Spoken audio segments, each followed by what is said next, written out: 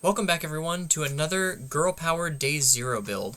This time we're going with the reprinted character Toru Hagakure II. I'm a little upset with this character because I'm a huge fan and believer in Toru Hagakure I, who was released in the first My Hero Academia set and has since rotated. So when I heard they were reprinting Hagakure, I thought, I'm going to get my girl back, and no, they're reprinting the more popular Hagakure II. But Hagakure II in her own right is a really good character, so let's see what she's up with here. She is a 6 hand size, 27 health character. She has 1A and Student as her character traits, and her symbols are Air, Good, and Water. Today I chose a good build. Well, I chose a good symbol build. It'll be up to both of us to decide if I actually made a good build here or not. This is back when the steam was kind of running out a little bit on my day zeros. I was on vacation, so we'll see here if I did anything good with this. She has 2 abilities, the first of which is an Enhance. Your rifle's block modifier to block this attack gets +1. It gets an additional +1 for every 4 foundations in their stage. This is an incredibly offensive ability. So, automatically, if your rival has 4 foundations, so if they built 4 on turn 1, their block modifiers will get +2 to block any attack that you throw at them. If they build to 8, their block modifier gets +3. It's crazy because the more they build to guarantee they can block more attacks, the harder their block modifiers are going to become. Which, if you are peeking ahead to the lineup of attacks, you're already seeing this is going to get crazy. She also has a response to commit herself. After your rival plays an attack, add it back to their hand. You get to look at the top card of their deck, and you may discard it. So if you see, they needed to check a 5, they checked it. Cool, put that card back in their hand. They need to check a 5, but they have a 3 on top, you can leave it there. But if they have a 5 on top, you can pitch that card from the top of their deck, and hopefully they check that 3 when it counts, when it's critical. So that's really good. So she's got a really good offensive ability and a really good defensive ability. So let's get into the attacks and see what we're working with here. First off, Double Spirit Blast. This is the Yusuke Ultra from Dark Tournament. It's a 4 mid-6. It's got Echo, which means as long as we have a momentum, this counts as 2 attacks, basically. And as an Enhance, our rival's block modifiers get +1 for the rest of the turn. So this stacks with Hagakure, and basically the whole idea of this is, you're not blocking anything. You're just going to take all of my attacks to the face. You're not going to be able to block. You might block 1, but you're going to have to tap out to do it. But again, if I have a momentum, I can spend a momentum after this resolves to play it again from my card pool, and give another +1 to your block modifiers, and then each time you're trying to block, Hagakure is increasing your block modifier.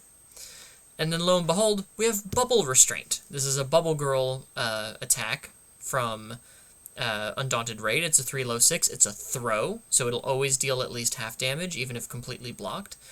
As an Enhance, it says if your rival tries to block with this attack with a Foundation card, the block modifier gets +3. So to block this, your rival's going to have to give up an attack or an action or an asset. So usually an attack. And that's really, really good.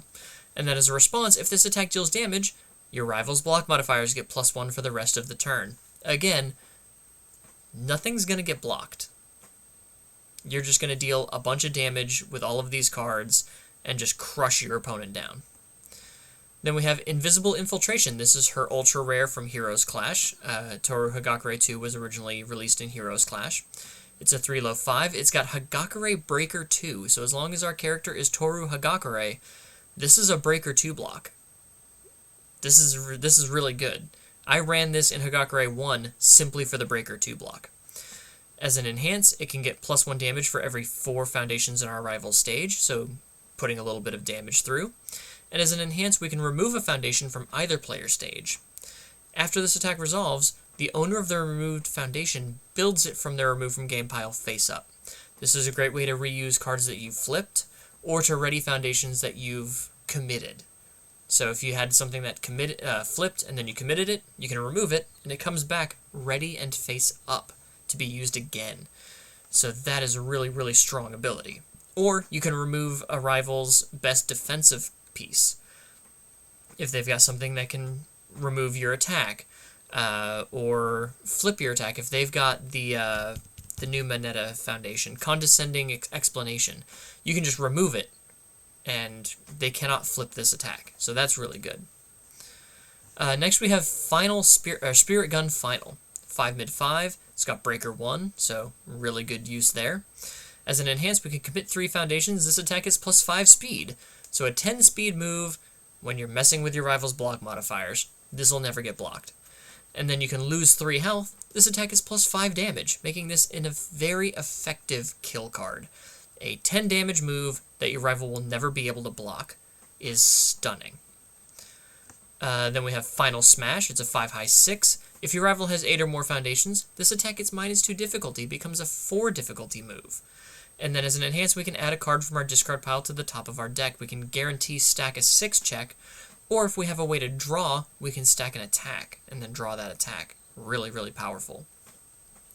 And lastly, we have Absorbed Energy Spirit Strike. As a response, after we block with this card, we get to flip the blocked attack after it resolves, and then add the top card of our deck to our momentum. That's really solid. And as an enhance, our rival discards 1 momentum. This attack gets plus X damage. X equals the difficulty of the discarded momentum. So, oh, hi Sam, again.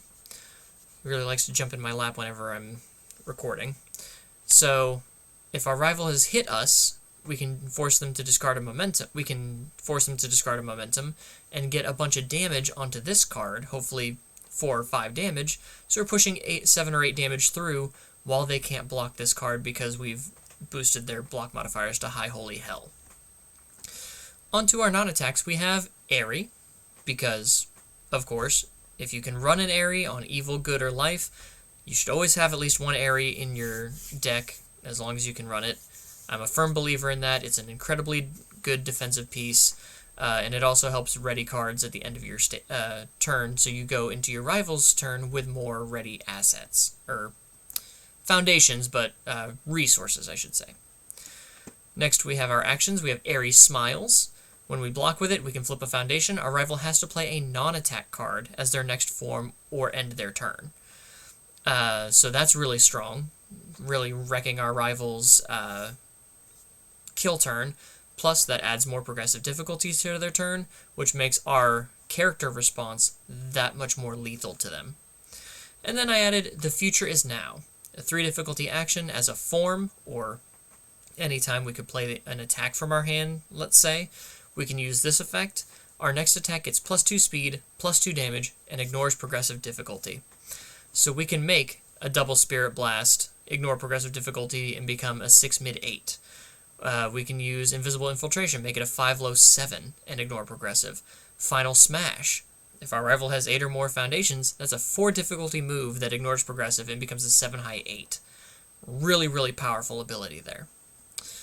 On to our foundations, we have Steadfast Resolve, destroy a foundation for +1 or -1 damage on any attack that's played, keeps us out of deadlock, and could push a little bit of more damage through, or help us to survive in a pinch. Curious about quirks, just free draw. Cheerleader, this is her foundation from Heroes Clash. As a Hagakure first form, so the first thing we do after we draw our hand, we can flip this card. Both players build the top card of their deck face down. Only playable if our rival has 8 or fewer foundations. So this gives us an extra foundation and puts them closer to that 8 foundations so that we can give their block modifiers +3 forever. And then as a response, we can spend a momentum and remove this card. After an attack is played, it gets Flash. Flash is an incredibly powerful keyword ability that says no enhance step. You go straight from response on play to block, which is really good. It means your rival's not able to boost their attacks. It means they're not able to debuff your attacks. However you want to play it, it's really, really solid. We have Breaking the Cuffs. We can destroy this card and discard a card. Our attack gets +3 speed and +3 damage. Our attack becomes unblockable and much more powerful. No notes. Keiko's Aid, another no-notes card. After we block an attack, our rival's next attack is +2 difficulty by flipping this card. Really good. We have the Final Test. We can flip it as a form. After we've if we have discarded a card this combat phase, we draw a card. We can discard with Breaking the Cuffs. We can discard with a couple of other cards, I believe, here. So, as long as we have a way to discard a card we can draw an extra card, and that's really good. We have what is a symbol. This is a enhance. Once per turn, we remove 2 foundations from our discard pile. This attack gets +2 or -2 damage. So again, helping us stay alive when we need it, or pushing extra damage through. We have Nice Try. We can commit this on our turn to pass a check because during our rival's combat phase at the start, it readies itself, and we can commit it for -2 speed. We have Heroic Assistance. After one of our other foundations is committed due to a rival effect, we can flip Heroic Assistance to ready 2 foundations that have not been readied this combat phase. Then we have Raiding the Villain Hideout. I really like this card because we can flip it, and our checks to play blocks get +1 for the turn. So defensively, that isn't a major buff. Or, as an enhance, we can discard 1 card. Our good attack gets +2 damage. Since our rival's not going to have a good time blocking us, this is just a way to spend foundations out of our hand or non-attack cards to give more damage to put through, and that triggers our final test. So we could draw more cards to either discard for Raiding the Villain Hideout, or Breaking the Cuffs, or if we've stacked an attack with Final Smash, we can draw that. That's really good. We have Sense of Justice. This is a great defensive piece against these tribal keyword decks like Charge, Weapon, Tech, Slam, Ranged. We just commit this. Our rival's attack gets -X speed or -X damage. X equals the number of attacks with that keyword in their card pool. So a lot of these tribal decks running around, this is a great way to put a hamper on those. We have Resting Up. This is commit for -2 speed, or if our character's committed, like from using our response, it's -3 speed instead. Really solid speed hate there. We have Always Cool. We can destroy this after our rival plays an attack. Its damage cannot be modified. So what's really cool is that it has the same response window as Steadfast Resolve.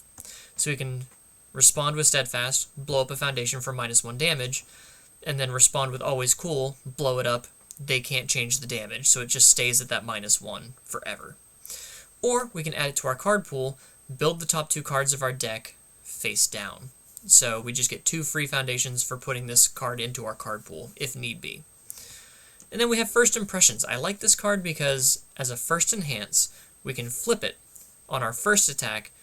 That attack gets +3 damage, which, you know, with all the block modifiers we're going to be messing with, can make that damage really stick. But if it is blocked somehow, our next attack will get +3 speed and basically be unblockable. So it's really, does your rival just want to take this 3 damage because they don't know what else you're going to throw? Like maybe a Spirit Gun final, or, you know, a Final Smash. You don't want Final Smash getting +3 speed. That's an 8-high-6. And who knows what damage you could put on it after that. So that's just a really good kind of cheeky way to mess with your rival of, you know, I'm going to play Bubble Restraint and give it 3 damage. So it's a 3 low 9. Your block modifiers to block it with foundations get +3. Hagakure is going to give it at least +2 to your block modifier. And then if it deals damage, your block modifiers are going to get +1 for the rest of the turn anyway. So do you really want to risk getting that extra 3 speed, or do you want to just take a huge chunk of damage out right on the onset? But that is my Toru Hagakure 2. I really like this concept. I like the ability of making my attacks unblockable by messing with block modifiers rather than speed, because there's so much more that can deal with speed than block modifiers. I think that this deck could use some work. Of course, obviously, none of the day zeros are actually, like, meant to take to tournament. They're meant to give you an idea of what the character wants to do, maybe something you can start with, like a springboard for your locals. But yeah, I think this is a really powerful character who's gotten a lot of really powerful support. And her only real trouble is, you know, making sure you can add up a lot of damage since your attacks are going to be virtually unblockable anyway.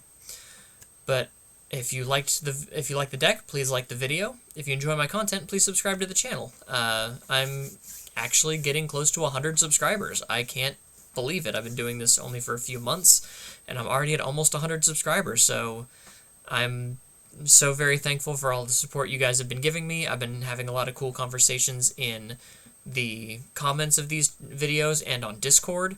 I'm UVS Hermit on Discord, obviously.